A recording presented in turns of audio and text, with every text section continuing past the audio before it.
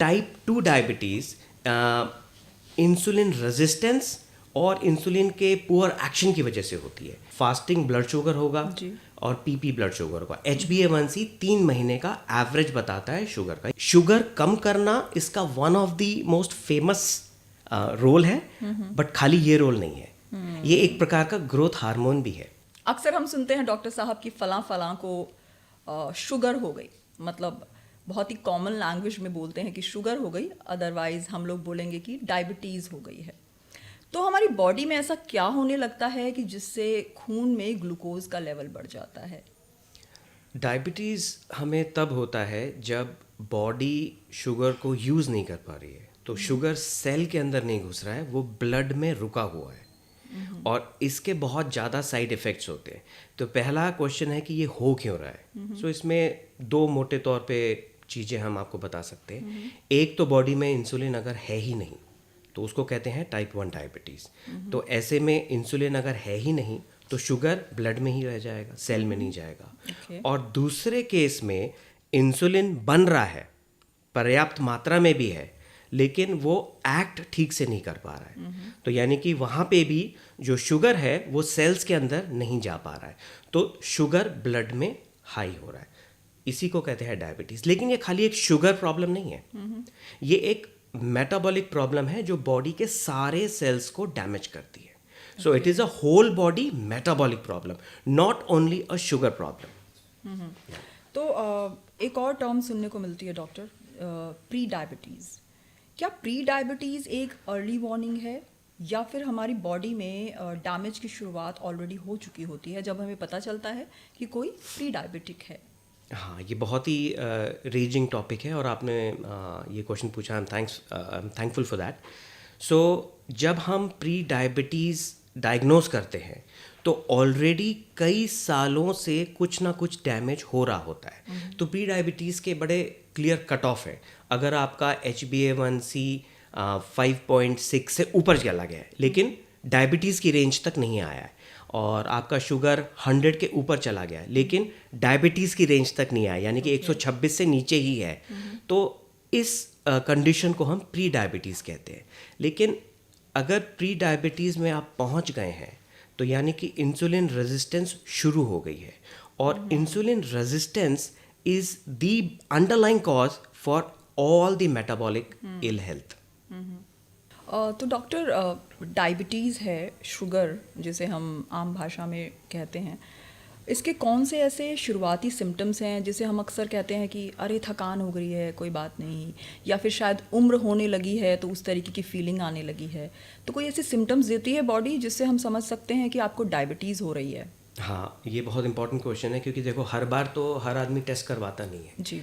कुछ सिम्टम हमें अगर पता है तो हमें डाउट हो जाएगा और फिर हम जाके टेस्ट करवा के कंफर्म कर सकते हैं। तो ये सिम्टम्स बड़े सिंपल हैं, मैं आपको सिंपल वे में बताता हूँ। पॉली, तो 3 तरह के पॉली मतलब ज़्यादा, तो पॉलीयूरिया मतलब ज़्यादा यूरिन आना, पॉलीफेजिया मतलब ज़्यादा भूख लगना, पॉलीडिप्सिया मतलब प्यास भी ज़्यादा लगना। इस सब के साथ बहुत ज़्यादा वेट लॉस होना, खाना ज़्यादा खा रहे हैं, भूख ज़्यादा लग रही है, फिर भी वेट लॉस हो रहा है। ठीक है, तो ये सारे सिम्टम हर एक में नहीं मिलेंगे, किसी किसी में हमें मिलेगा। जैसे स्किन की प्रॉब्लम, जैसे घाव हो गया है वो भर नहीं रहे हैं, या रिपीटेड फंगल इन्फेक्शंस हो रहे हैं। तो इस तरह के सिम्टम्स अगर हमको हो रहे हैं तो हमें खतरे की घंटी बजनी चाहिए कि समथिंग इज़ ऑफ, कुछ ना कुछ गड़बड़ है। और उस केस में आपको एक डॉक्टर से कंसल्ट करना चाहिए।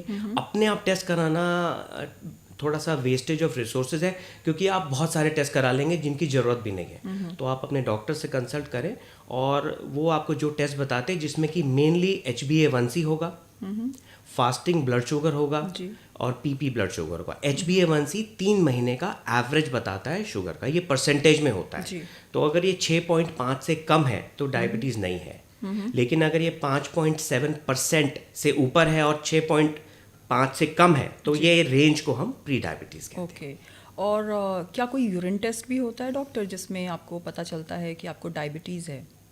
यूरिन टेस्ट में अगर हमारा ब्लड शुगर 180 से ऊपर है तो हमारी किडनी की जो फिल्टरिंग कैपेसिटी है वो ओवरवेल्म हो जाती है, तो फिर शुगर लीक होता है यूरिन में। तो अगर हम रूटीन माइक्रोस्कोपी करवाएंगे ऐसे पेशेंट में तो यूरिन में शुगर मिलेगा, लेकिन ये कन्फर्मेटरी नहीं है क्योंकि इन्फेक्शन में भी मिल सकता है। ओके डॉक्टर, डायबिटीज़ कितने तरह की होती है? टाइप 1, टाइप 2 तो हमने सुना है, और कई बार देखा गया है कि प्रेगनेंसी के दौरान भी डायबिटीज़ हो जाता है, तो क्या ये भी डायबिटीज़ का ही एक टाइप है? हाँ बिल्कुल, ये बहुत ही इंपॉर्टेंट क्वेश्चन है। डायबिटीज़ एक्चुअली बहुत ज़्यादा तरह की होती है, लेकिन मैं आपको कॉमन बताता हूँ जो हमें पता होना चाहिए। Generally, yes. तो सबसे पहले है डायबिटीज़ टाइप 1। सो टाइप 1 में बॉडी में इंसुलिन बन ही नहीं रहा है, पैनक्रियास इंसुलिन बना ही नहीं रही है। और ये होता क्यों है?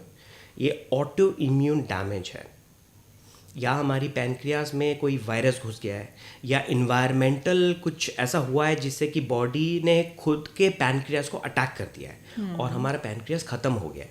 तो ऐसे केस में टाइप 1 डायबिटीज़ है।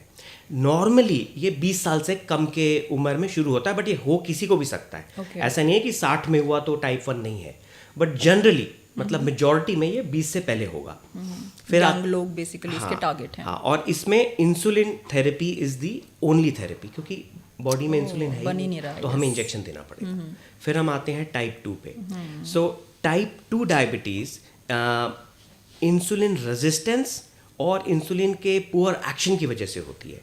सो बॉडी में इंसुलिन बन रहा है, टाइप 1 में नहीं बन रहा था, टाइप 2 में बन रहा है, लेकिन वो एक्ट नहीं कर रहा है, यानी कि बॉडी का कोई भी सेल इंसुलिन की बात नहीं मान रहा है। तो इसमें हम मेडिसिन्स, लाइफस्टाइल और एक्टिविटी मॉड्यूलेशन, ये सब चीज़ें यूज़ करके हम बॉडी को एक इंसुलिन रिसेप्टिव स्टेट में ला सकते हैं। फिर आपने बोला जेस्टेशनल डायबिटीज़।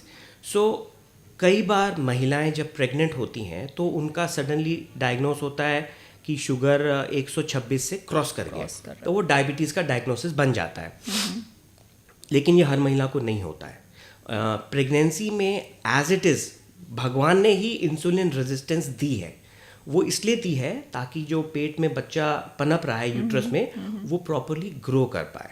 लेकिन अगर प्री प्रेगनेंसी कुछ वेट गेन ज़्यादा ही था, जेनेटिक हिस्ट्री है, यानी कि मम्मी पापा को टाइप 2 डायबिटीज़ है, या फिर लेडी को पीसीओडी था, तो ऐसी महिला को चांस ज़्यादा है जेस्टेशनल डायबिटीज़ होने का, और इससे फीटस को बहुत नुकसान होता है, जेनेटिक मैलफॉर्मेशंस हो जाती है और बच्चा भी बड़े साइज का पैदा होता है। तो फिर normal delivery will be very difficult, caesarean section करना पड़ता है। यस जनरली ये देखा जाता है कि जिनको शुगर होता है उनकी नॉर्मल डिलीवरी नहीं होती। और जेस्टेशनल डायबिटीज़ इसलिए भी इम्पॉर्टेंट है क्योंकि ज़्यादातर में ये प्रेगनेंसी ख़त्म हो जाती है तो डायबिटीज़ ठीक हो जाता है, लेकिन आँख नहीं हटानी है, क्योंकि 50% लेडीज़ को 5 ईयर्स में डायबिटीज़ टाइप 2 हो सकता है, और life time risk 60 to 70% increase हो जाता है। और एक डायबिटीज़ और होती है टाइप 3C। ओके, ये भी होती है। ये पैनक्रियास की वजह से होती है। पैनक्रियास का जो डैमेज, पहले टाइप 1 में ऑटो इम्यून था, ये अलग प्रकार का है, ये अडल्ट में होता है। तो जैसे कि कोई ज़्यादा ड्रिंक करते हैं और उनको पैनक्रेटाइटिस हो गया, या गाल स्टोन्स हैं और वो पैनक्रियास में घुस गया और पैनक्रेटाइटिस हो गया। रिपीटेड पैनक्रेटाइटिस के बाद पैनक्रियास ख़त्म होने लगती है, तो उसमें फिर शुगर्स ऊपर नीचे होते हैं, और ऐसी डायबिटीज़ को कहते हैं टाइप 3C।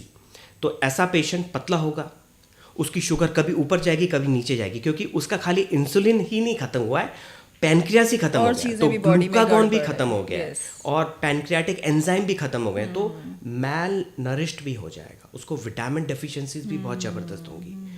ऐसे पेशेंट को बहुत ज़रूरी है कि एक अच्छे डॉक्टर से मिले और ऑल्टरनेटिव थेरेपी के चक्कर में ना पड़े, क्योंकि खाली शुगर कंट्रोल से बात बनेगी नहीं इनकी, इनको एंजाइम्स भी देने पड़ते हैं, पैनक्रियाटिक एंजाइम भी हम देते हैं। जी, अभी आपने बात की इंसुलिन रेजिस्टेंस की, तो सर ये क्या होता है, और क्या कोई बिना लैब टेस्ट कराए इसके रिस्क को पहचान सकता है क्या? सो इंसुलिन रेजिस्टेंस, मैं आपको एक एग्जांपल देता हूँ। जैसे कि माँ है, वो बच्चे को कोई चीज़ बोल रही है, उसने धीरे से बोला, बच्चे ने नहीं मानी, तो थोड़ा सा गुस्सा आ जाता है, तो ज़ोर से बोलती है, तो थोड़ी देर बच्चा करने लगता है, लेकिन over a period of time shouting increase हो जाती है और बच्चा इम्यून हो जाता है, फिर वो बच्चा ढीठ हो जाता है, वो बात ही नहीं मानता है। तो इंसुलिन रेजिस्टेंस में बॉडी के सेल इंसुलिन की बात मानने से मना कर देते हैं, तो वो शुगर को भी कम नहीं होने देते। इंसुलिन बेसिकली है क्या? इंसुलिन एक हार्मोन है, ये हमारे पैनक्रियास से रिलीज होता है। जैसे सबको पता है राइट साइड में लिवर होता है, लेकिन लेफ्ट साइड में एक केले की शेप का ऑर्गन होता है पैनक्रियास, उससे निकलता है इंसुलिन। और शुगर कम करना इसका one of the most famous role है, बट खाली ये रोल नहीं है, ये एक प्रकार का ग्रोथ हार्मोन भी है। जैसे प्रेगनेंसी में इंसुलिन रेजिस्टेंस होती है क्योंकि भगवान चाहता है कि ग्रोथ हो बच्चे की। प्यूबर्टी में भी फिजियोलॉजिकल इंसुलिन रेजिस्टेंस होती है, मतलब वो भगवान की देन है, वो नॉर्मल है, that is very normal, growth के ग्रो लिए, कर रहे हैं, ग्रो करने के लिए।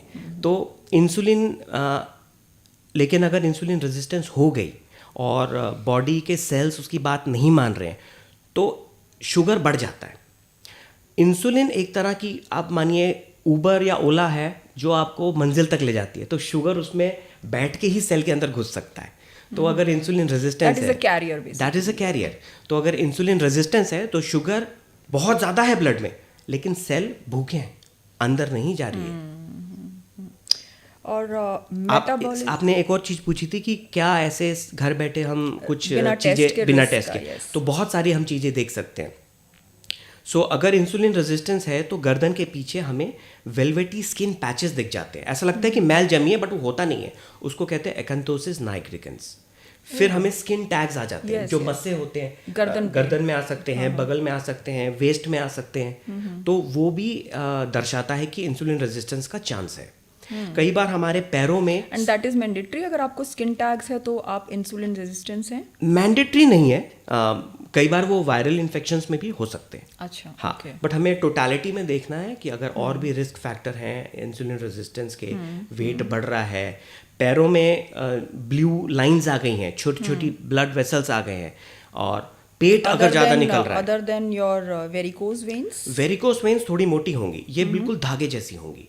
ओके, हाँ, तो अगर ये पैरों पे होंगी, इसको हम इसलिए स्पाइडर वेन्स कहते हैं। यस, जैसे जाले होते हैं, है ना, ये लेकिन पर्पल और रेड कलर की रहेंगी। और जो सबसे इंपॉर्टेंट साइन है इंसुलिन रेजिस्टेंस का, वो है पेट बाहर आना।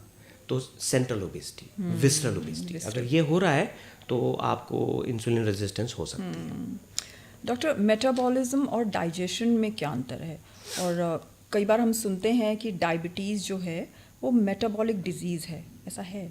हाँ जी, बिल्कुल, ये बहुत इंपॉर्टेंट क्वेश्चन है। Digestion basically breaking down of food है।